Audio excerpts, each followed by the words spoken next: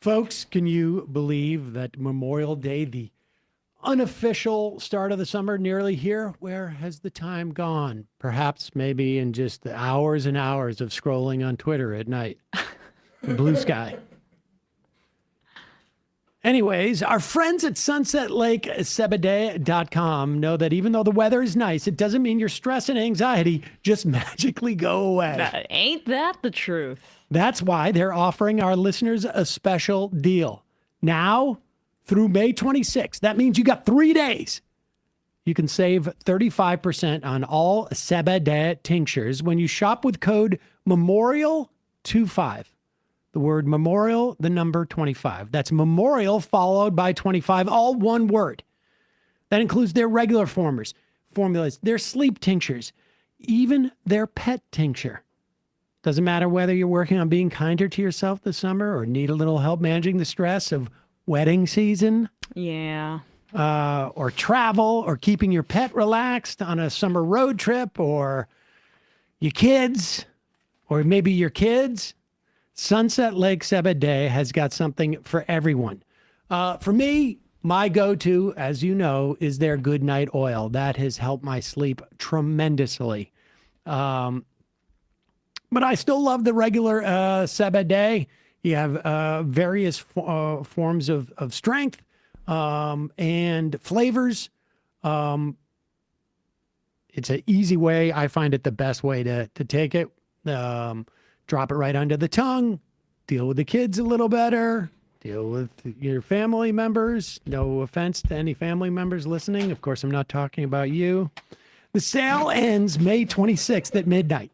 So don't wait. Stock up on your favorite tinctures during this sale. Head over to sunsetlakesebede.com. Use the code MEMORIAL25 for 35% off all Sebede tinctures. Now is the time to try that Good Night Oil. Trust me. Sebede and Sebean. I don't know why I say that. See their site for terms and conditions. Now time for the show. The Majority Report with Sam Seder, where every day's Casual Friday. That means Monday is Casual Monday, Tuesday, Casual Tuesday, Wednesday, Casual Hump Day, Thursday, Casual Thurs, that's what we call it, and Friday, Casual Shabbat. The Majority Report with Sam Seder.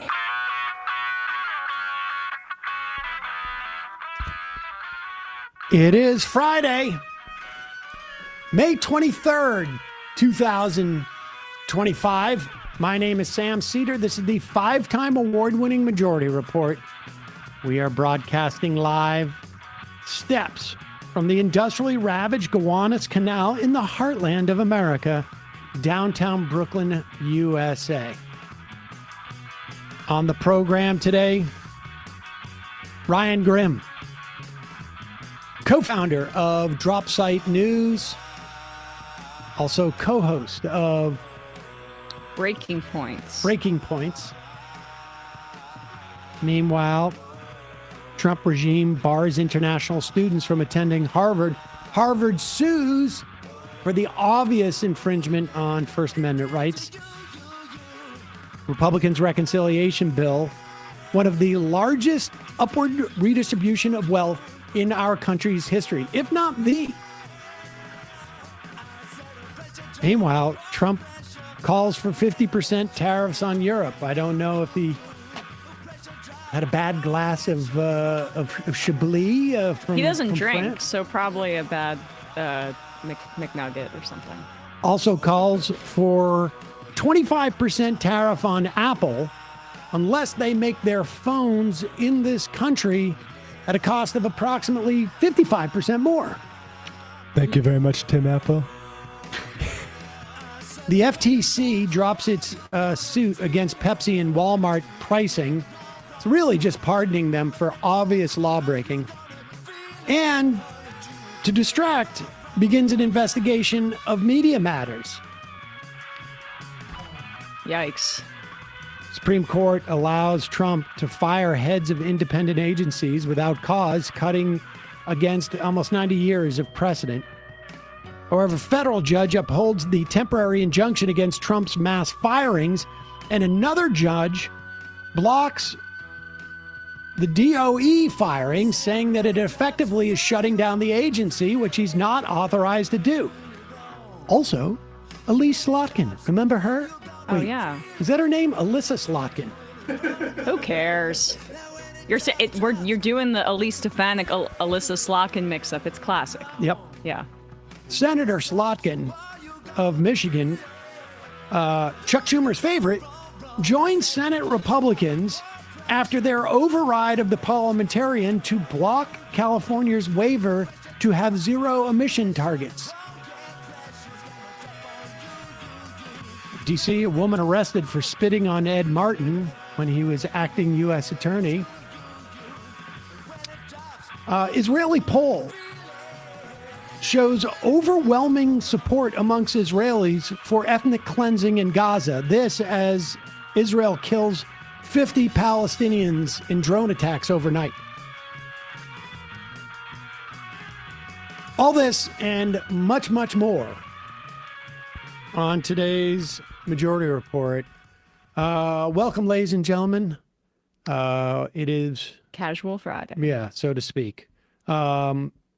We were not casual, incidentally, about our delay here. People should understand that we've had a tough technical week. Yes. It's like Apollo 13 in here. Yep. But we made it. We're here. Matt's ingenuity saved us from these massive companies' failure. A MacGruber.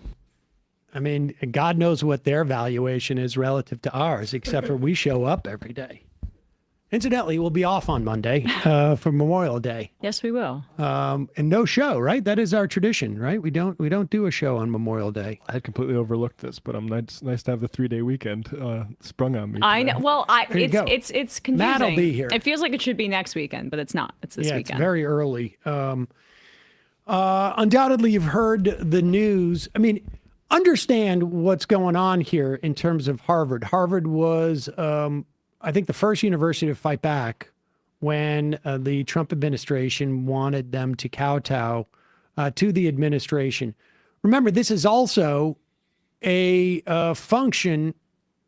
The administration, I don't know if they fell into this or this was, an active strategy. I would probably imagine the latter. They, did you ever print that out for me? We can read it here. I'll be able to see it. Yeah. The Trump administration has been using in part this notion that there was rising anti-Semitism on campuses and the agenda of Zionist ideology in this country to stifle criticism of Israel and their act of genocide. And that became the fig leaf in which they were basically extorting law firms and universities over the past, I guess, five months now. Harvard was one of the early, or the first, one of the biggest, certainly, universities to balk at that. Then we started to have some law firms who said, we're not going to capitulate to your insistence that we fund immigration attacks on people. And so the administration's obviously been looking for ways to deal with this. Here is a letter written to Harvard from Homeland Security. Harvard Student and Exchange Visitor Program decertification. I'm writing to inform you that effective immediately, Harvard University Student and Exchange Visitor Program certification is revoked. So like 25% of Harvard students, I would imagine, across both undergraduate and graduate, are foreign. Yep. It's around, so it's like a fourth of their student body, 6,800 international students at Harvard. And they often pay full price. Yeah. They end up subsidizing other students there in some respects. As I explained to you in April, it's a privilege to enroll foreign students, and it's also a privilege to employ aliens on It's campus. psychotic. Nazis. This is really All dark. universities must comply with the DHS security requirements, including reporting requirements under student exchange visitor programs to maintain this privilege. As a result of your refusal to comply with multiple requests to provide DHS pertinent information while perpetuating an unsafe campus environment that is hostile to Jewish students, promotes pro-Hamas sympathies, and employs racist diversity, equity, and inclusion policies, you have lost this privilege. None of what they're outlining, incidentally, is in any way criminal or I don't know that any of this is statutory. Right. That's my question. Well, I was trying to look into it a little, but we can touch on that after we get done with this insane letter. The revocation of your student and exchange visitor program certification means that Harvard's prohibited from having any aliens on F or J non-immigrant status for the 2025-2026 school year. This decertification also means that existing aliens on F or J non-immigrant status must transfer to another university in order to maintain their non-immigrant status. This action should not surprise you, and it is an unfortunate result of Harvard's failure to comply with simple reporting requirements. So here she goes into this, Now, this wait a second. timeline. Yeah. Just want to say, this sentence, I mean, I don't know who's writing these letters, but that sentence is not consistent with what they said in the first paragraph. This action is a result of Harvard's failure to comply with simple reporting requirements. And as we go back up, there were others that they claim that it's an unsafe campus, employs racist diversity, equity, inclusion policies, promotes pro-Hamas sympathies. No. She says down here, this is just a function of reporting requirements. Right. Right. So within 3 paragraphs, they have contradicted themselves. She's admitted that it's not just that, it's also their speech. On April 16th, 2025, I requested records pertaining to non-immigrant students enrolled at Harvard University, including information regarding misconduct and other offenses that would render students inadmissible or removal. Harvard's counsel provided information that he represented as responsive to my request. It was not. And Harvard's suit against the federal government today addresses this, and this seems to be kind of where the core of this their case rests on. Harvard did produce the information that they asked for within the timeline, and she essentially admits it, Christy Nome, and says that the information was not responsive to her request without providing any evidence. And so they give her the information, DHS says it's insufficient, and then they revoke the student exchange visa authority regardless. So this is just a mafia shakedown. As a courtesy that Harvard was not legally entitled to, the acting DHS general counsel responded on my behalf, afforded Harvard another opportunity to comply. Harvard again provided insufficient response.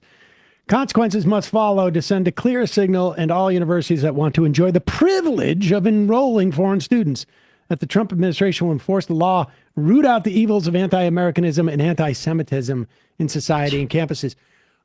Head to the second page where we can see the laws that she's citing. Obviously, there are laws that she can point to. Here it is. Please be advised that materially false, fictitious, or fraudulent information may subject you to criminal prosecution. Other criminal that stuff. Wait, what? Oh, okay. So she's referring to the law that says you can't lie to us when you send us information. But she's not referring to the law that they already broke.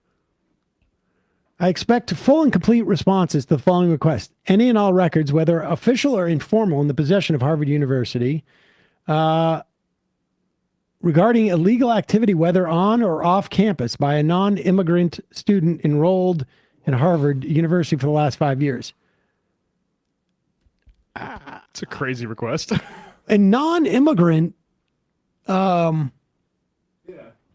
seems to be all the students, right? I mean, if I'm a citizen, I'm a non-immigrant student. That's why I think of myself a non-immigrant. But I wonder if that's what they meant, or if they just meant people who are here on visas. That aren't immigrating, right? Okay. I mean, it's unclear because this was written by a 3-year-old. Yep. Any and all records of any regarding dangerous or violent activity, whether on or off campus, by a non-immigrant student enrolled at Harvard University in the last 5 years. Like the idea that they would keep record, I don't know. Maybe they do. But they also have a duty to protect their students from the federal government. I would imagine there's like, privacy. 100%. Question. I mean, look at the way Shipman got booed by Columbia. They're opening themselves up to massive liability with their student body by violating their privacy because of this stupid ass letter from Kristi Noem. If you're an international student, why would you go to a school that is willing to give all this information to the Trump administration? No, of course you won't. And they're not. And good for Harvard for standing up here. They have the endowment to do it. Regarding deprivation, the same request regarding deprivation of rights of other classmates or university personnel, whether on or off campus, any and all disciplinary records of all non-immigrant students, any and all audio or video footage of any protest activity. Signed, Kristi Noem. There you go. Footage of the protest activity. So you're going to comply with us while we violate the free speech rights of your student body, or we're basically going to go for your purse, because that's, as we touched on it just a second ago, these international students tend to pay full price, including room and board. So this is a hit at Harvard's finances, which is what they're trying to do. It's what it's designed to do. And it's clear that we haven't talked too much about it, but there was reporting a few days ago in the New York Times about how the Heritage Foundation, which was behind Project 2025, has this separate project called Project Esther, that's using the same tactics to crack down on the pro-Palestinian movement that are being used in Project 2025. And it seems like this is very much out of the playbook of what was outlined in that. There is a question, and someone just IM'd us about the specific law that protects students' education records is FERPA, the Family Educational Rights and Privacy Act. FERPA requires written consent from parents or eligible students before their education records can be disclosed to third parties. It is unclear to me, like whether education records constitute any records held about the student by and the educational institution.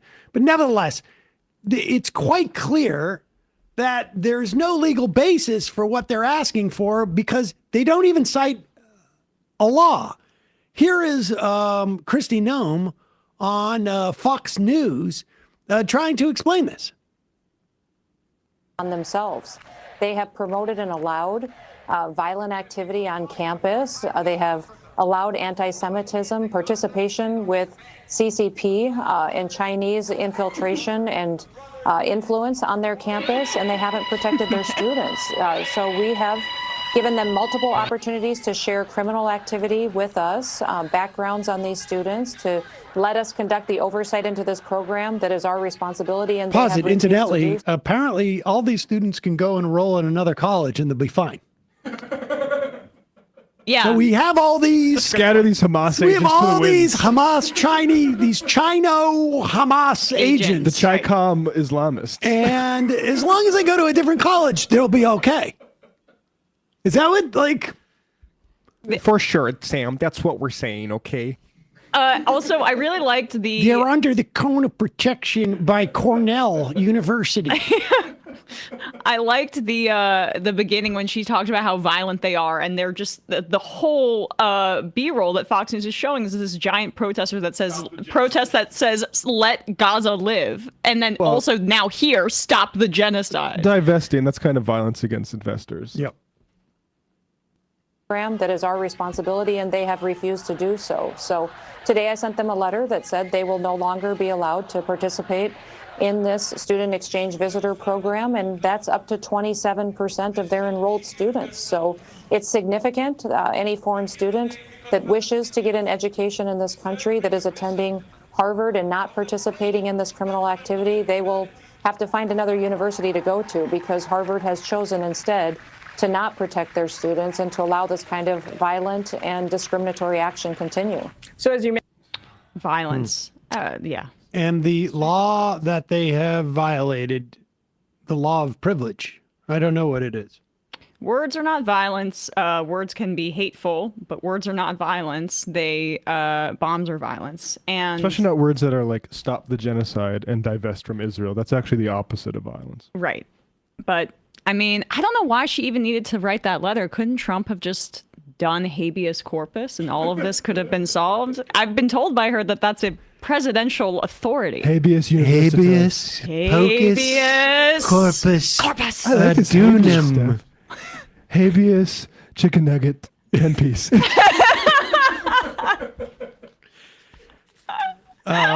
So Harvard is, I mean, they immediately filed suit.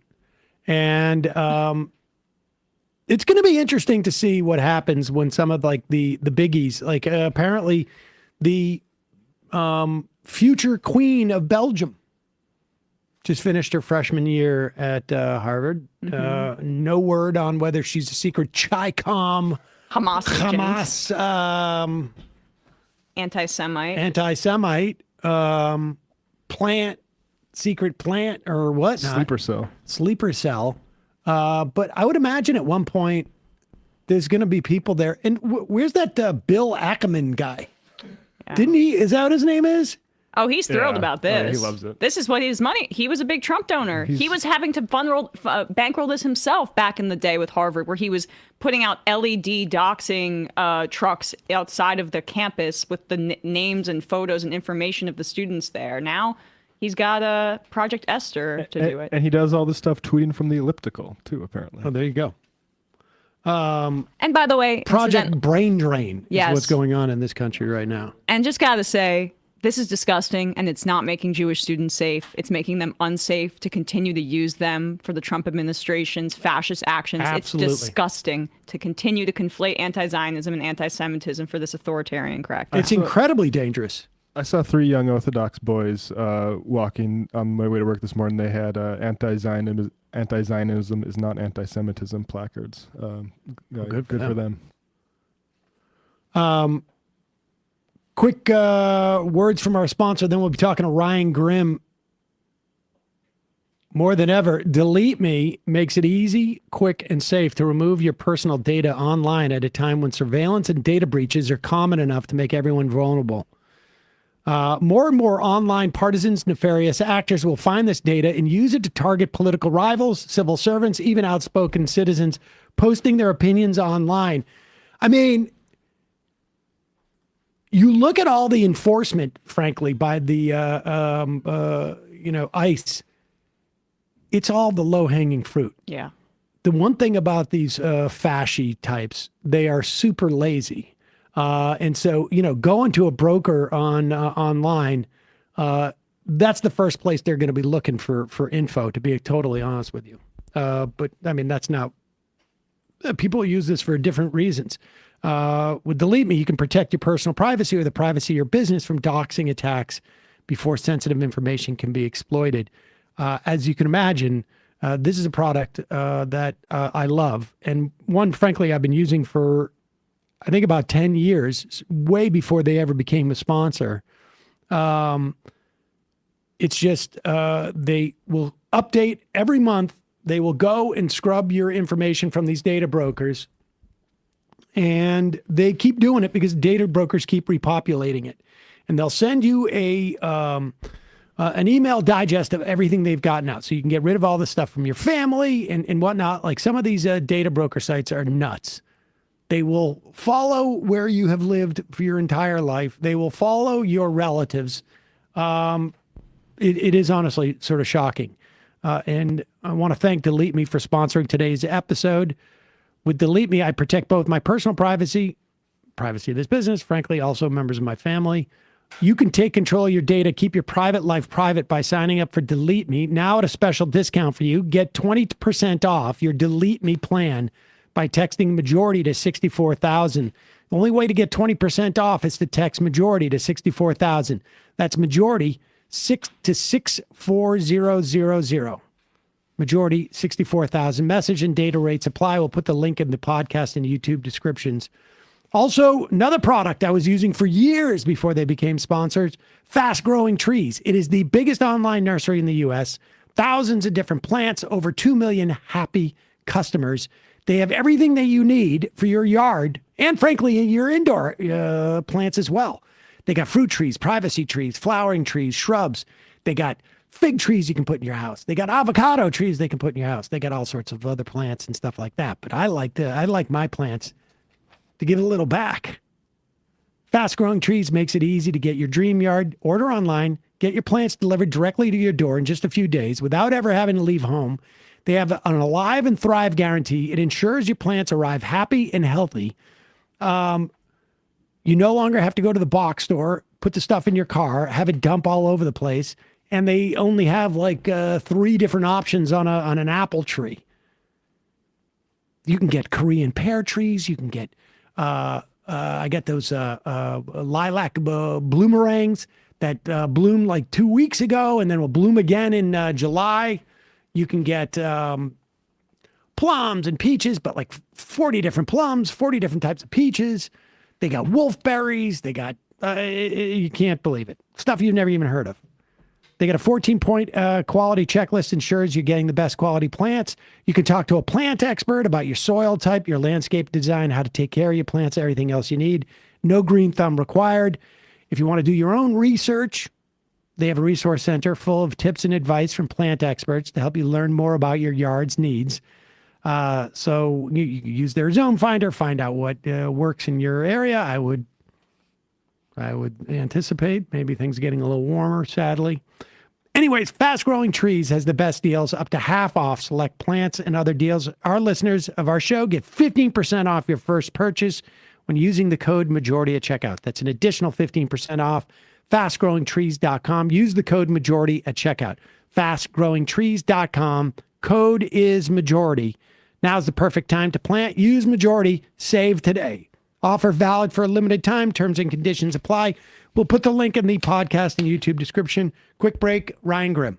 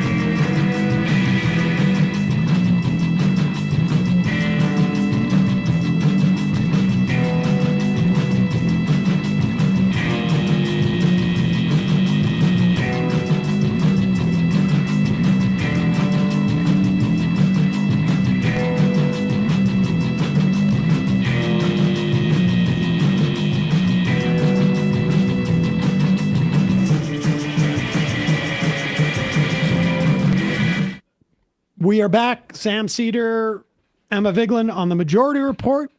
Joining us now, Ryan Grimm. Brian Grimm. Ryan, I just saw your email, your text to me. Sorry. Oh, And Ryan Grimm, he is the co-founder of Drop Site and also the co-host of Breaking Points. there you go. Yes. Lovely to be here, guys. How y'all Podcast. doing? All right, good. Doing well. Dress down this week for us. Yeah. All right. Well, you Try to keep you on your toes. He can't wear the we never Windsor know. knot anymore because he gets roasted Last on the time show. he That's was on, true. he was wearing a suit. He looked good. Now you look horrible. We just played. My hair looks good today. I feel, do like look I'm having a good hair day. Let's start with the budget because that's the. I mean, there's so much stuff going on. It's crazy. It feels like we had like a week or so of stuff like being a little bit slower. But the pace of stuff has moved up again. And I don't know, this week I really got the sense of like, this is what it's going to be until the midterms. And I think like the fact that this budget resolution, or I should say now the bill, passed in the House, I think is indicative of the way that the Republicans and the Trump administration perceive this. I feel like they know they only have another year and a half, and that's it, before things start to like gum up the works. And they're just going for it now. Yeah, they did this in 2017 too. And I think they had the same sense, and correctly, because they did lose the House in 2018. And they went for it. They did this massive tax cut, and then by this fluke of Trump's history, he happens to get to be back into office as that 10-year window, or as the window is expiring, so that he gets to be the one to re-up it into, a longer term bill. The cuts to Medicaid. I mean, you've got all these like sort of like frontline Republicans who are like, this is going to kill us and this and whatnot. And it doesn't seem like they care at all. I mean, the New York Times has a great breakdown though of all of these cuts that are happening. I mean, the biggest cuts to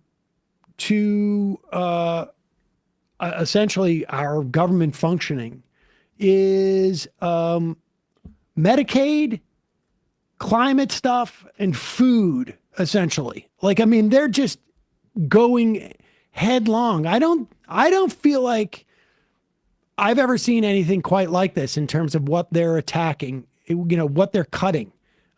This is massive. And it also seems like it's going to trigger sequestration, which is a nice little gift for Obama that keeps on giving. And that's going to cut another $500 million from Medicare. Yeah. Yeah, no, they're going for it because if they want tax cuts of the size that they're going for, you have to cut into the bone. You like Elon Musk, thought, I guess maybe, I don't know if he believed it or not, but a lot of people believed the propaganda that just going after, transgender mice research would get you to what you need to do. Like get somebody smart in there who, doesn't care, and he's going to take a chainsaw to it. And then we can, massively cut the deficit and do tax cuts. And that just turns out to be a misunderstanding of what the government is. Like if you have to destroy significant chunks of it if you want to cut money out of it. Doesn't necessarily mean it's actually even going to cut the spending that much. People are still going to get sick and use hospital services, whether you give them Medicaid or not. But it seems like there's going to be a lot of closures of hospitals in rural areas. We were covering this a little bit yesterday. Yeah. But like something like there's half of rural hospitals are operating already on negative margins. Yeah, it's awful. Yeah. The Medicaid eligibility and enrollment, the expansion, there was a stat that rural hospitals in Medicaid expansion states are over 60% less likely to close than the ones that haven't expanded because of how important Medicaid is in these rural, poorer areas. It's going to have deep effects on the constituents, like almost directly, that a lot of these Republicans represent. You sound like Steve Bannon. He's been. Oh, please, Ryan. He's been saying. He's been saying that exact thing. Yeah. He's been warning, and there are a lot of Republicans who know this. And your point is a good one, because it's not just people who will lose access to their coverage through Medicaid. It will then have this ripple effect of closing substantial numbers of rural hospitals, and it's hard to overstate just how damaging it is to a community to lose the hospital, because it has this vicious cyclical effect where if there are some decent jobs left in that area, the employers have a much harder time attracting people to move to that rural area if there's no hospital within like 45 minutes. And so then those employers move out of that area as well. We're seeing like very small colleges, collapsing all over the country as well. That also has the same vicious cycle effect on these rural communities. And then you're just left with just the people who can't leave. There was a CBS did a good thing on it. I thought I forgot to put it in the audio pulse today. But this is going to have devastating. I mean, it was just a story of somebody who, somebody had a stroke. They have a hospital 15 minutes from them. And when this hospital goes away, because it will, because of these Medicaid cuts, the nearest hospital will be 45 minutes to an hour away. And that guy's dead. That's it. Right. And companies don't want to move there then. Like, nobody wants to locate there. You don't have a local hospital. You're not going to be able to get employees. And I'm talking about small companies, like a small 5 to 10 person. Like, they're going to leave too. Is there it's stunning to me, because I think part of what the bet is by the Republicans is that we're going to be able to do this, and we'll get voted out in a year and a half, but we could be back in 4 years. Could be back. They don't respect Congress anyway. And it's going to, move in this direction. But I also think that there's a confidence that they have, the narrative. We can shape the narrative as to what happened here. In 2 to 4 years, 5 years, 10 years, in that town that basically dries up because the hospital's gone. Who's going to tell that story that is any different? They're all going to be just still watching Fox. Fox is not going to cover that story. It's going to be DEI or whatever the next iteration of it is. There's nobody telling this story. There's no local media there. They're just not hearing this story. The worse things have gotten economically in rural America over the last 30 to 40 years, the more Republican it has gotten. So they're not, like, they don't have any political worries at all about that. In fact, as these rural communities collapse, the things that I'm talking about leaving, businesses, with people making six figures, hospitals, and small colleges, when those close up shop, the people that overwhelmingly worked at those, not exclusively, but like at least 50-50 are Democrats. You always see in rural America, even a candidate who is an R+50 district still means, they got 70%, there's still 30%, right? 25-30% of the people are Democrats. When those communities collapse, it's often the Democrats who are collapsing first, because now Democrats are more middle and upper middle class and educated professionals. So as they leave, the area, paradoxically becomes, as it gets worse because of these Republican policies, it becomes more of a Republican stronghold.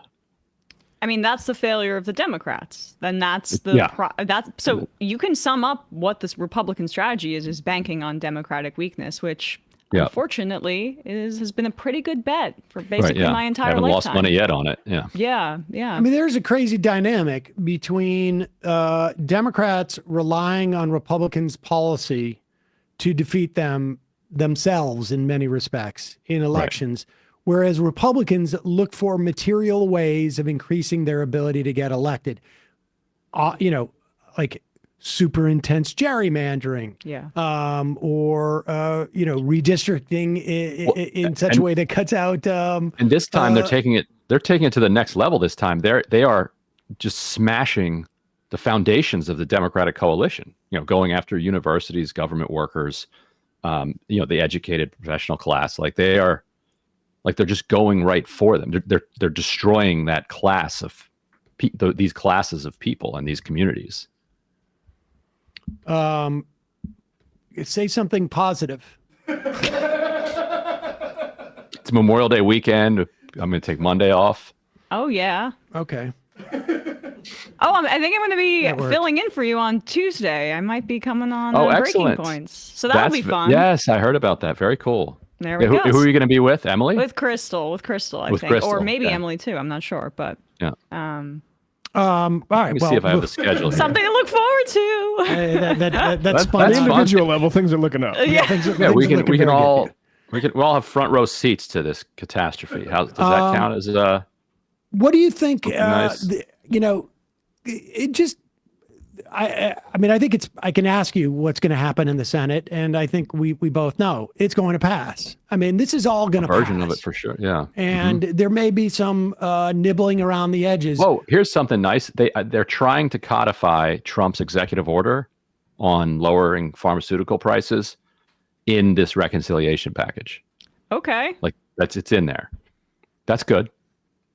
And do you think that's going to survive the Senate?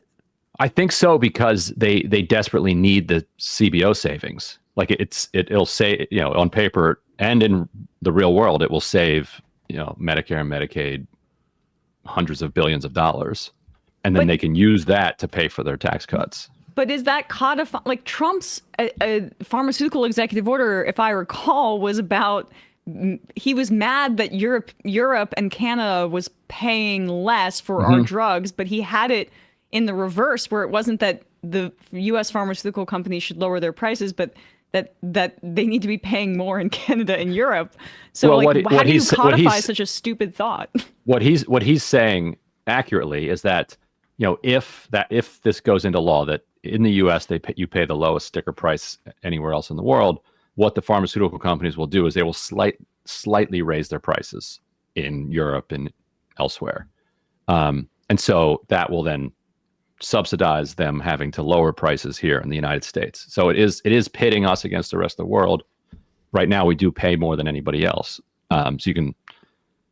So the effect will likely be that there would be some increase around the world, or what they'll do is they'll game it and they'll raise their sticker prices, but then they'll offer every single person all sorts of coupons, discounts in there. I mean, that's the thing, is it could theoretically not even lower prices here. Because if they figure a walk around in terms of a workaround to make it look like their prices are higher in Europe when in fact they're not. Because this EO is about parity as opposed to us getting cheap medicine. It's just relative to the rest of the world.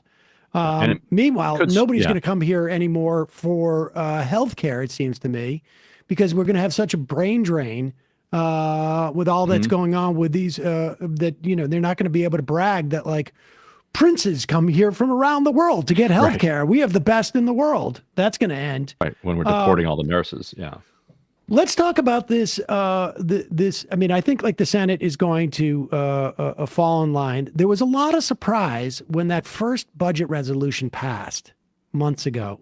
And there does not seem to be a reckoning as to why people were surprised about that. The implication was like, Republicans are going to break from Trump on this. Like, is there any indication that the people who are saying in the Democratic Party, like, this is where, the fever is going to break, it's not going to break. What is it going to take for them to understand where this is headed? Maybe they're seeing it now. I don't know. Because they did move it through the House. And I have a little extra reporting from Trump's meeting. You know how he met with the Republicans and the Freedom Caucus. It seems pretty clear the Freedom Caucus leaked this part where Trump said, "Freedom Caucus are my guys, leave them alone." And that was read as like, maybe the Freedom Caucus will gum this thing up, and then they didn't. Trump's full quote to the entire conference was, "Love the Freedom Caucus. They're my guys. Leave them alone. They love live free or die. You can also vote for this bill or you will die." So they left that out when they leaked that part about how much Trump loves them. But it takes Trump is willing to threaten them publicly. Is there what is the understanding? What is the understanding on the Hill as to like Elon Musk? I mean, from the outside, it looks like Elon Musk is gone, right? I mean, and because he lost in Wisconsin, but at the same time, he traveled with Trump to the Middle East. Mm-hmm. He's still there. He's just like laying low, and I suspect his plans to spend all this money in 2026, or at least in the primaries, to maintain party discipline has not gone away. And I suspect that a lot of these people know that too. I mean, are you hearing like what do Republican lawmakers who are concerned about a primary, probably more than a general for the vast majority of them, right? I mean, the vast majority of them are in safe Republican districts. The real fear is a primary. What are they saying about this? Right. He said, Musk said he's going to, spend less money. He's done with the political spending. But people in Washington, they still see him there. He's not the front and center guy like he was. He's not considered to be the co-president anymore. But he's still understood to be in the inner circle, and he's understood to be there with the checkbook if Trump needs him to be, because these relationships can work both ways. Musk might have thought that he was going to own Trump by spending $300 million, but in many ways, Trump owns him because of all of the relationships that Musk has. Too big to fail. Yeah. So, and it's a too big to fail relationship both ways. Yeah. So if Trump goes to him and is like, "Look, Chip Roy over here is giving me grief. I need 10 million in this super PAC." Musk is putting 10 million in that super PAC. So the fear that he inspired is still there. Yeah, I don't think that's gone away. I mean, I think Wisconsin may have made it clear that he can't be public about it, but exactly. The money's the money at the end of the day. Yeah, he's seen his polling numbers. He's not unlike Biden. They can't keep him from forever. Yeah. One of the things that they're going to try and do in the Senate is to change the baseline of our spending. As it stands now, at the end of 2025, the Trump tax cuts expire, absent new legislation.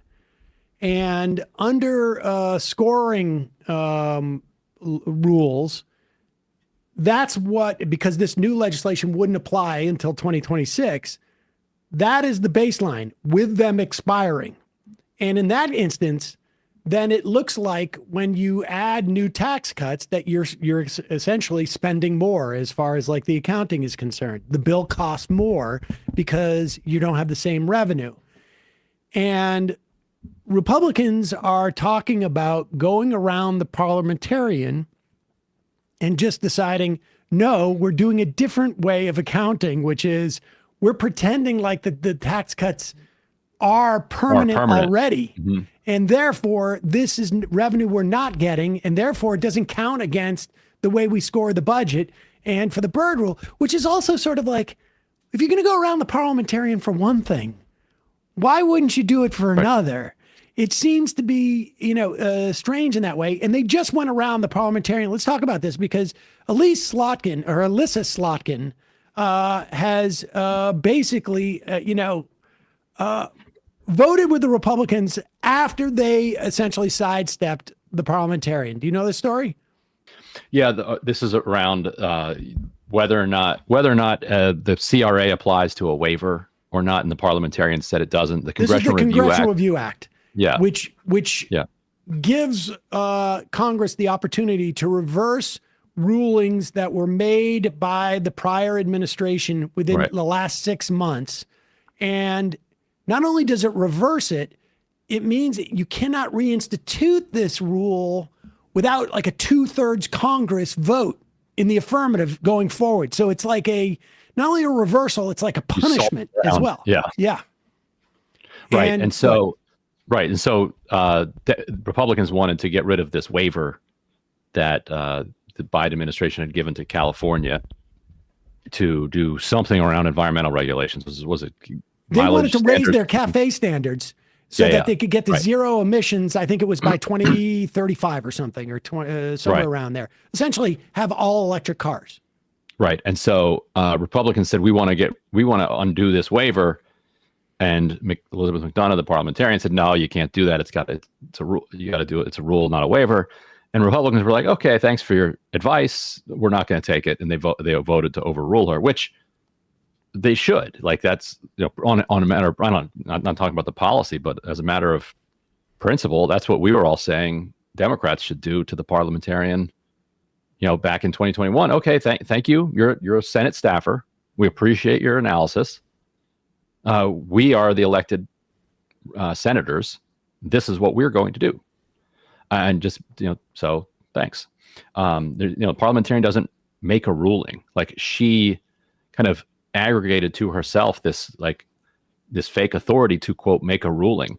With the minimum wage one was the apex of her fake power, where she released one sentence to Schumer that said, the Byrd rule does not apply, cannot be waived for the minimum wage or whatever. Just one sentence. And Schumer did actually say to her, bro, like, you got to give us a memo.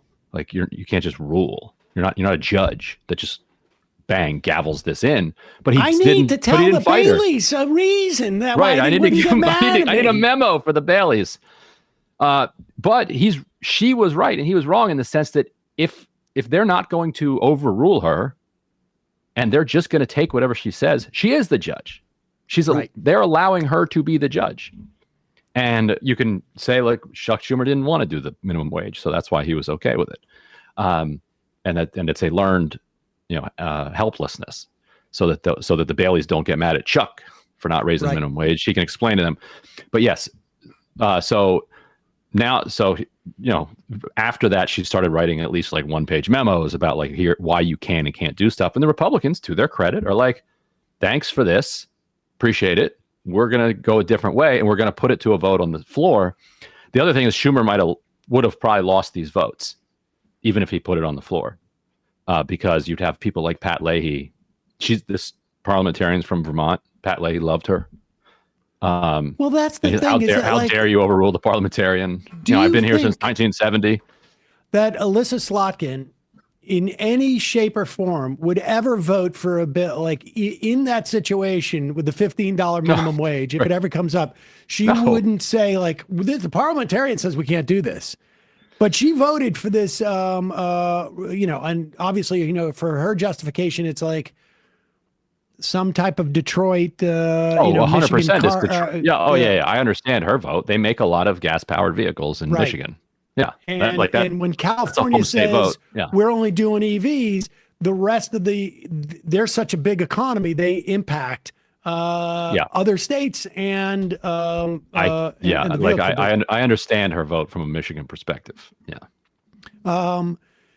Meanwhile, she has been anointed by Chuck Schumer as the future of the Democratic Party. I mean, read that piece when he said, like, I'm tapping you to do the response to Donald Trump.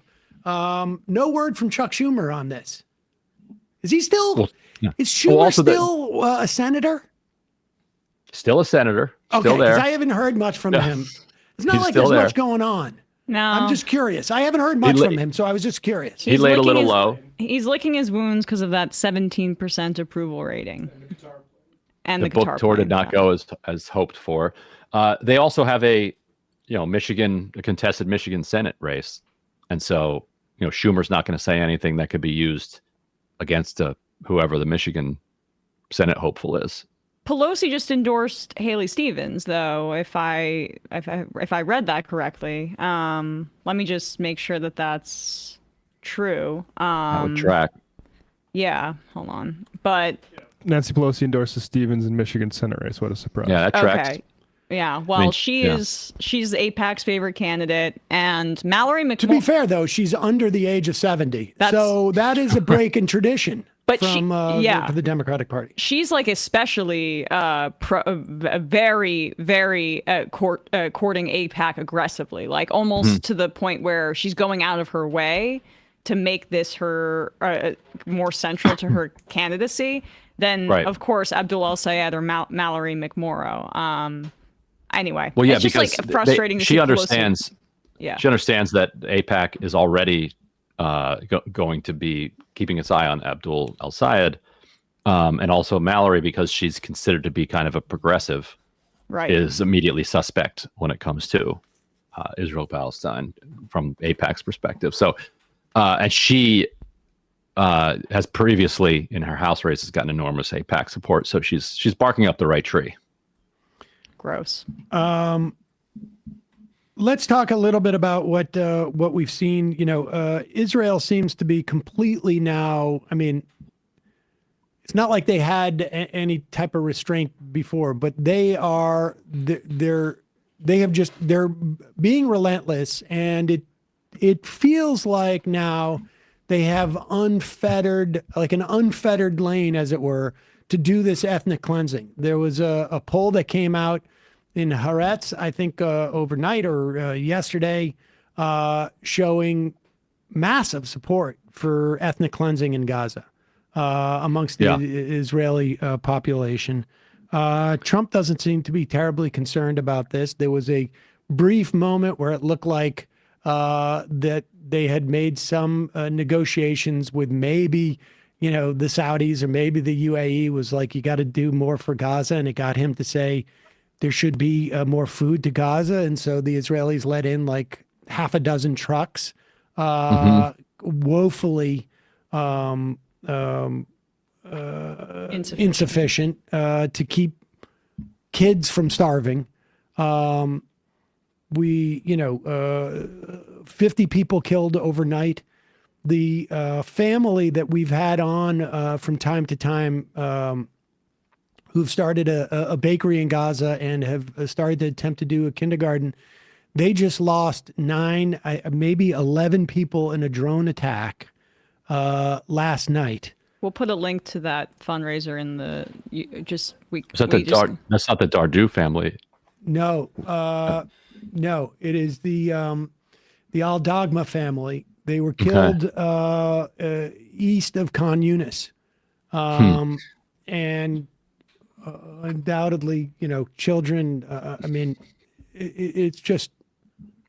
Yes, it's ramping up, and this week, and I have it as my pinned tweet right now. This comment from Bezalel Smotrich, the finance minister, which is just truly extraordinary. I can read his quote. He says, "The IDF is finally conducting a campaign against the civilian rule of Hamas and not just focusing on the military infrastructure. We are eliminating ministers, officials, money changers, and elements of the economic and governmental system," unquote. And the Gaza Ministry of Health just announced that 12 ICU nurses were assassinated this week, some in targeted strikes on their homes with their families. So the attacks on journalists and medical professionals have ramped up, and so Smotrich is saying that it is now official Israeli policy that they're targeting civilians and the entire civilian infrastructure. And there's no where is the Arab leadership? I mean, there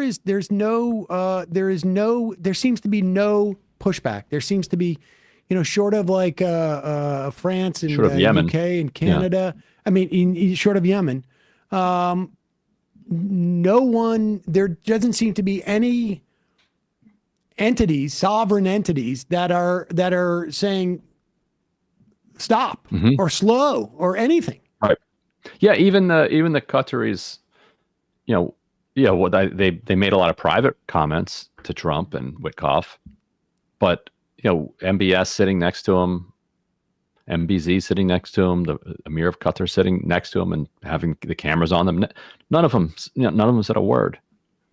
We had David Hurst of Middle East Eye on yesterday, and he wrote a piece kind of talking a little bit about that, the lack of support from Arab leaders in the region. And this is what we kind of suspected was likely to happen with Donald Trump. Yeah, maybe talking to people that the Biden administration was unwilling to do, but he's talking to them so he can get cold card cash in his hands. And Hurst made this point. This is a second generation of leaders in this region that are more removed from Oslo and more removed from the negotiation process of the 90s. And they are the kids of those people, and they just care about getting rich, right? So we've also, the United States via our funding these undemocratic leaders in the region, we have succeeded in removing them from the will of the civilian populations that they rule over. And so they're very much like Trump, right? Trump is a lot more like those guys than he is even a Benjamin Netanyahu or a Republican back here, because they just care about getting wealthy via being in power. Well, Netanyahu's not unlike them either. Sure. Sure. But yeah, we just don't cover that element of it much in the Western press. But yeah, Netanyahu is facing his own theoretically more constrained by popular opinion in Israel. But now we see where popular opinion in Israel is. And, 70-80% of the Israeli population now, saying forced displacement and ethnic cleansing. I mean, however they phrase it. But if you poll the population, they'll also say that if there's a deal to end the war and release all the hostages, they'll take that too.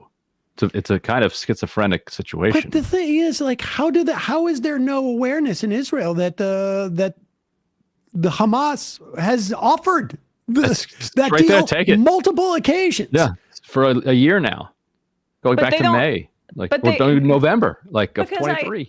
Yeah, but then I question sometimes, in polling, it's just people aren't always honest, right? I mean, you'll sometimes a pollster will say what contradicting themselves here.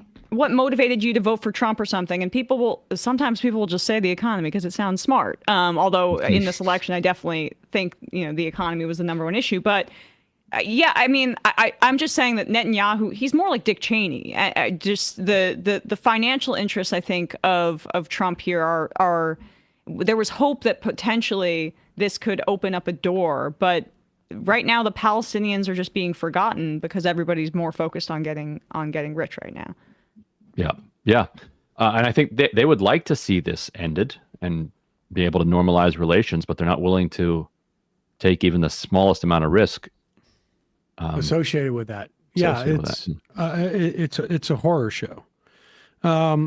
Lastly, let's just talk about a little bit about the I don't know, there was a big story. One of the things that we're seeing over the course of the past week, starting with a story in the Times about building some type of democratic communications infrastructure, and ostensibly about people in our space a little bit.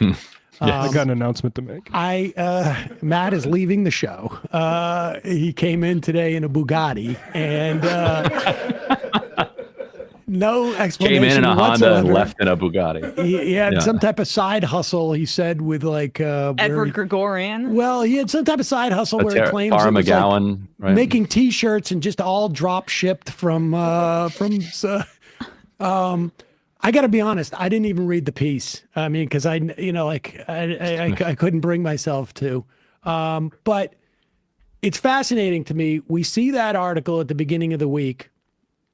We by the end of the week, not only do we watch the authoritarianism in terms of universities, we watch the FTC drop. More or less giving a pardon as opposed to dropping a lawsuit. I mean, it's quite clear there was some type of price collusion with Pepsi and Walmart, probably some type of monopsonistic relationship. Mm-hmm. And then they're going after Media Matters, Yeah. the FTC, ostensibly for like covering or driving, advertisers away from Twitter or X or whatever. Musk is suing them into oblivion over that. He's too. already been suing them into oblivion. And we watch, the head of the ADL go and blame the murder of these two Israeli diplomats in D.C. on Hassan. Asking for him to be deplatformed. Yeah. Insanity. And it's, I want to say interesting, fascinating, but it's also rather disturbing. Like, this is the level of aggression. I mean, part of this is also a function of the New York City mayor race. It's being weaponized here as well for various reasons. What's your, like, how concerned are you getting these days? Did you hear my read for delete me? I mean, oh no, I missed that. Jeremy and I were the coupon code. Jeremy and I were on Chapo yesterday, and they asked us the same question. When the more you get asked that, the more concerned you get. Right. Yes. We're building up our legal and financial base to withstand hopefully whatever we can. One of the major threats would be coming after our nonprofit status. And there's an organized campaign by some Zionist agitators to do that. But we're primarily subscriber and small donor based, which most of those people are not like itemizing their taxes and writing off their small contributions to drop sites. So even if they succeeded in that element of it, it wouldn't destroy us. It's a many, there are many fronts on which they're assaulting. It's also, they have a moment in time, I think.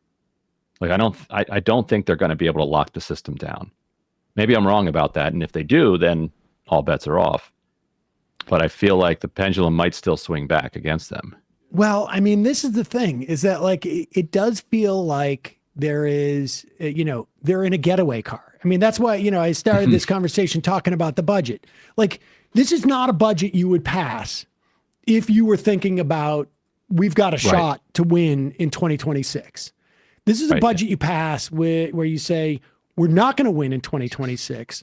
Whatever we do now, we have to do so extreme that they won't be able to reverse anything by 2028, and maybe we'll have a second bite at the apple or whatnot. Like, we've got to go for it. And I get the sense that the administration has a similar perspective on this, both on their assault of all the agencies. We can screw this up. We can inflict this harm deep enough across as many places that regardless of what, a Democratic-led Congress comes in, even if we overestimate their willingness to be contentious and do investigations, that we can do this stuff that even the specter of us returning is enough to, have this long-term impact. Or, for that matter, like we're talking about in these rural districts, where they will never have the information that, like, wait a second, why did that hospital close? Oh, it was because of that budget? Or they won't have any outlet to express opposition to it because there won't be a viable alternative to vote for anyway. Because they're so deep red. That's the thing. Is I keep thinking, like, I 2 weeks ago, I was in your mindset of like, they're going to run out of time. But then the machine starts to crank up again, and it feels like they're going for it. I mean, they're that is the way that they all operate, and it is a series of like little mini Trumps everywhere. They all have, they're all trying to, push the needle, and we just played, what's her face from DHS, Kristi Noem. That letter feels like it was written, like they didn't even run it through AI. Right. Like it honestly feels like it was written by an intern. Just banged it out. Yeah. They just banged it out, and they don't even care. They just know that they can just like drop bombs, and she's up there, you know, who knows who's sitting in her office, just like, let's do this and see, you know? Yeah. Yeah. So if and when an opposition ever does take back power, it will be a dramatically different country. But I do feel like the getaway car analogy hopefully is correct. Like given if it's either that or locking down long-term control, if these are guys who are in the safe of the bank and they know the cops are coming in 4 minutes and they're just grabbing everything they can and fleeing, that's awful. But that's what I mean about eventually that they're gone. Now there's a lot of rebuilding to do, and a lot will be destroyed beyond repair. But that means that there's at least could be an opportunity to live another day. How effective do you think it would be if there was members of Congress in the Democratic caucus who were saying things like, "This is law breaking.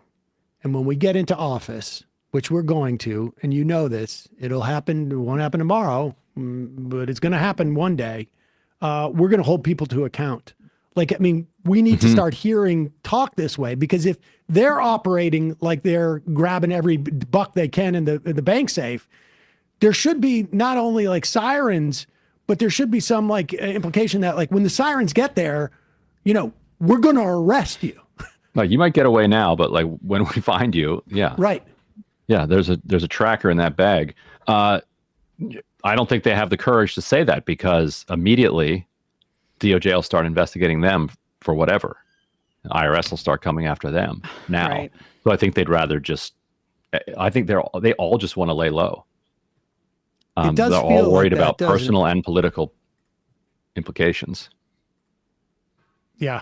But that's also why they're going after people like lowest hanging fruit, immigrants, students that are here on visas that have. That's why they charged a member of Congress with assault. Yep. That's true. And that judge. To let them know. After. Yeah. Yeah. I mean, they're working their way up, but it's very much like Stephen Miller is a bit of an ideological child of Roy Cohn. Like, I mean, the some of the stuff with the Red Scare and the McCarthyism of these attacks on these students, it very much feels to me like a full circle moment for Trump's kind of political trajectory. Yeah. No, he's a revolutionary. He's going for it. Yep. Well, Ryan, real pleasure Always going over this stuff with you. Always a pleasure. Thanks, Ryan. I feel like there was like a 3-month period during the Biden administration where things were fun to talk about. Yeah, almost 6 months up through the Afghanistan withdrawal. I would say February, the first 6 months of 2021. Yeah, get that child tax credit. Yeah, good times. Yep. Well, I guess maybe we get there every 4 or 5 years, maybe if we're lucky. Ryan Grimm will, of course, put a link to Drop Site. The work you guys are doing there is amazing. We spoke to Jeremy Scahill the other day, or I guess maybe a week ago. I have no idea. And just the work you guys are doing is really crucial, and it really is just not replicated anywhere. Really appreciate the work you're doing. Our Middle East bureau chief, Sharif, I don't know if you know him, Sharif Abdel Qaddus, just an incredible talent. And the stuff that he and Jeremy, that they're able to produce alongside these reporters in Gaza is just profoundly. So it's like the best journalism anywhere right now. It's amazing. It's amazing. The breaking points, I mean, that type of stuff, that's a dime a dozen, where you have that's fine, whatever. The two hosts going back and forth, but that is what it is. Less people should do it. Everybody, all it takes is some IKEA stuff in the background, and then you're golden. But this is literally IKEA stuff. Exactly. Well, this one too. We put a gel on it, so that's all that takes. But I really appreciate the work, and we'll put a link to both. All right. Ryan Grimm. Thanks, See you Ryan. guys. Just want to remind folks again, we'll put this back up. The bakery and day school, my understanding is that they lost one of the kids going to the day school was killed by Israel in the past couple of days. But they are, attempting in this environment to, provide food to the extent that they can, and teach kids to the extent that they can there. The short link is bit.ly/GZA,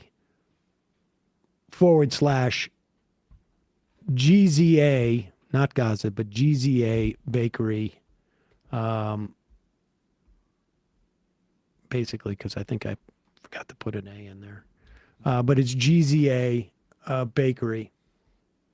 But we will put a link at majority.fm and in the podcast and YouTube.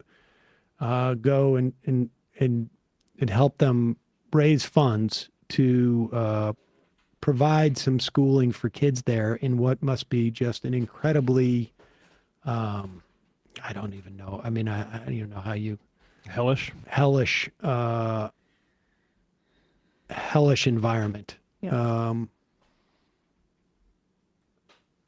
I really don't know how many of the Al-Dagma family who are listed there were killed overnight in near Khan Yunis by an Israeli drone attack. But It's awful. it is what it is. But we will put that link there, and any support you can give, obviously, will be incredibly appreciated by those folks there, and they're doing what they can. All right. We're going to take a quick break, head into the fun half, do our best. Tough week for fun. It's It's been tough. Your support obviously helps this show continue on. I'd rather you give it to the Gaza Bakery and Future Flowers today. But keep that in mind with all of the, the media that you have out there. A place like Dropsite, that they are supported by their members and that they are supported by small donations that are not incumbent upon their tax status is really important, because so much of what the Trump administration is doing is attempting to intimidate people.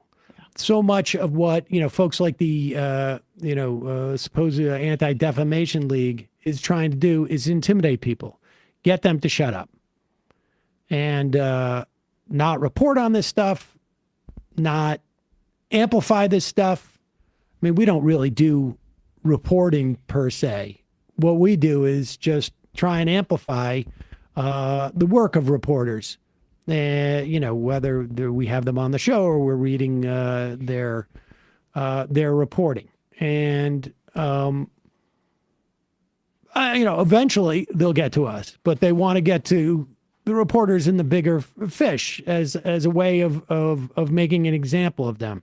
So, be conscious of organizations that you're supporting and understand how much your support to them means in terms of their ability to feel like, okay, they could come after our advertisers or they could attempt to deplatform us or something like this. But, if there is if you have a close relationship to your audience, it makes it much harder for them to come after you and chill your whatever it is that you have to say. So keep that in mind out there. And again, we will put that link to the Gaza Bakery and the Future Flowers Day School at majority.fm. Also, justcoffee.coop, fair trade coffee. Use the coupon code majority, get 10% off. Matt, Left Reckoning. Yeah, Left Reckoning on Sunday. Talked to Arun Ano on the Tamil genocide in Sri Lanka as well as India, Pakistan. I'm going to release that for everyone, I think this weekend. And talk to Chip Gibbons of Defending Rights and Dissent, which is another, I think compares favorably to definitely FIRE.org and even the ACLU in terms of defending people's rights and working with Congress people toward that end. But we talked about their coverage of Project Esther and uses of immigration law to clamp down on protests and the long history of that. So check that out, patreon.com/Left Reckoning. See you in the so-called fun half. You are in for it. All right, folks, 646-257-3920. See you in the fun half. Are you ready?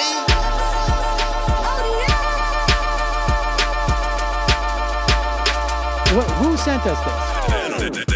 Anarchy. Alpha males are back.